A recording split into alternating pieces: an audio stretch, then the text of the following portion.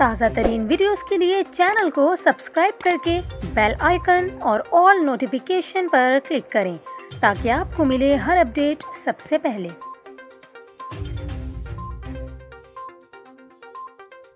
और अभी आपको मौसम के हवाले से एक अहम खबर दें। महकमा मौसमियात ने आज से तूफ़ानी बारिशों की पेशगोई कर दी है, जबकि बारिशों के बायस सूरत हाल से निपटने के लिए PDMA को भी अलर्ट जारी किया गया है। महकमा मौसमियात का कहना है कि मानसून का एक ताकतवर सिस्टम पंजाब में आज दाखिल हो रहा है, जिससे अगले 2 रोज़ तक तेज़ हवाओं के साथ शदीद बारिशों का इम्कान है।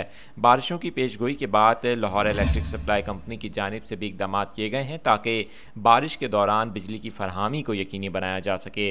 बारिशों का सिलसिला इतवार की रात तक जारी रह सकता है।